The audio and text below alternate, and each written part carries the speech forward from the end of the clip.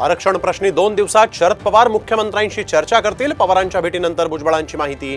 तर आरक्षण प्रश्नात कुणालाही भेटण्यास तयार, भुजबळांचं विधान।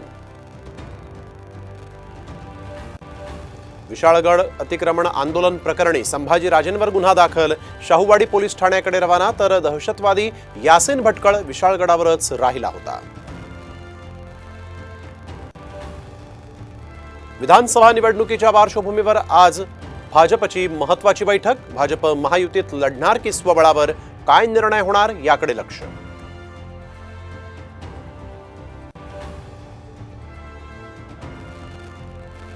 प्रोबेशनरी IAS अधिकारी पूजा खेडकर यांचा आणखीन एक कारनामा। UPSCचे प्रयत्न संपल्यानंतर नाव बदलून परीक्षा दिल्याचं झालं उघड।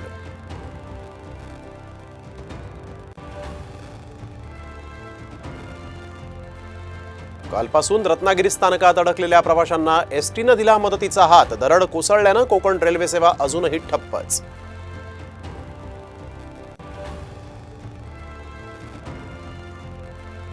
पावसाळी पर्यटनाचा अतिउत्साह नडला। अंजनेरीवर अडकलेल्या 10 पर्यटकांची तब्बल 6 तासांनी सुटका। त्यामुळे असं धाडस करताना स्वतःच्या जीवाचा विचार करा।